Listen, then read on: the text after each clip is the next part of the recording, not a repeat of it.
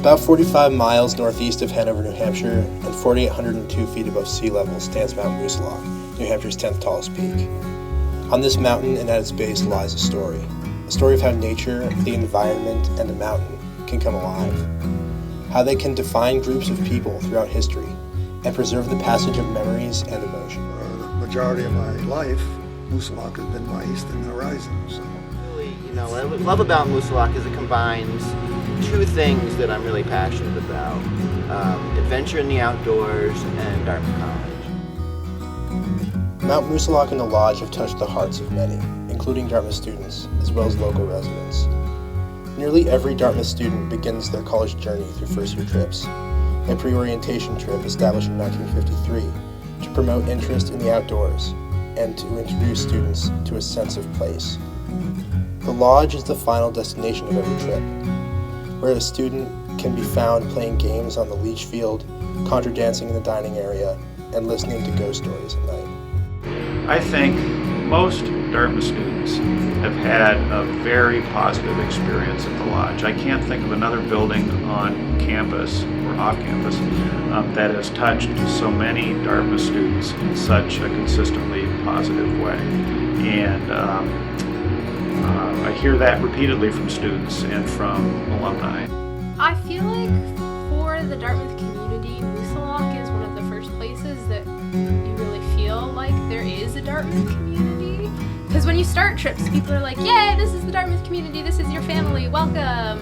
But when you're showing up and you've only known the people that you're standing with for 30 seconds, it just sounds like what any college would say to an incoming freshman. But after you get through trips and you make it to the Lodge, you're like, wait, this is actually my family for the next 4 years. And that's like when, I don't know, for me at least, I think the Dartmouth community is kind of born. Through trips and other visits to Moosilauke throughout a Dartmouth student's life, Moosilauke brings people together. It's a place to congregate, celebrate, and enjoy. The love and attachment that Dartmouth students and alumni feel for Moosilauke was clearly demonstrated this past year when news of the Lodge's reconstruction was announced. The Lodge is not big enough to appropriately accommodate the program that Dartmouth now runs there.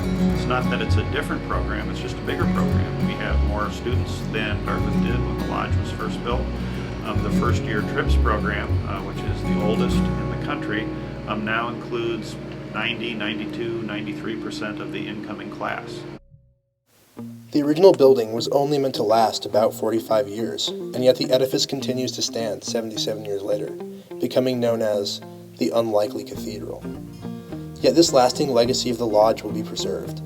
The Lodge will be reconstructed rather than renovated, so that it could be a part of Dartmouth's future for the next 100+ years. Dartmouth has 4,500 acres, which is the largest private inholding in the White Mountain National Forest. So there you have this 4,500 acres, and you have the nearest, the White Mountains to Hanover, and it's sort of Dartmouth's mountain. Moosilauke and the Lodge have been integral to Dartmouth since 1920, when 2 alumni purchased the Summit House and donated it to the Dartmouth Outing Club. Since then, Mount Moosilauke and the Lodge have drastically changed. It has transformed from a ski hostel to a base for outdoor recreation. History demonstrates that for places to continue to be important, they need to change, but they will remain meaningful. The Lodge really is intended to be a gateway to the mountain for the community that enjoys it. That's part of our mission statement at the Ravine Lodge. We don't want it to be a structure that stands between people and their experience of nature. It's really a place where you can be based from and experience all that the mountain has to offer. The Lodge building itself is built on memories. There was such a strong reaction to the news of the Lodge's renovation because for many, the Lodge is all the nostalgia of home. The reconstruction aims to preserve the heritage of Dartmouth at Moosilauke. Although the outward appearance of landscapes and the buildings on them would change throughout time, the power of them to produce a sense of place and detachment is not altered. From the 1920 Summit Camp, to the original Moosilauke Ravine Lodge, to the building of the future, There will always be a place, 45 miles northeast of Hanover, where Dartmouth students can come together and recall the past, feel the meaning of the present, and be at home. What the lodge means to me, I think, is similar to what it means to a lot of different people. It's a place that feels like home to me. No matter when I go there and who's there, I get the feeling that I'm connecting with a very familiar place, that there's always something new to learn about. I feel like I have the opportunity to connect with people, old friends, new friends, who share a similar appreciation. There are some spaces that you walk into that just feel warm and inviting, and I think for many people, the lodge feels that way. So when I think about my experience at Dartmouth, Moosilauke is the most impactful part of that whole experience, and I think it's the part that I'm most connected with, and the part that I will continue to visit and stay connected to in years to come.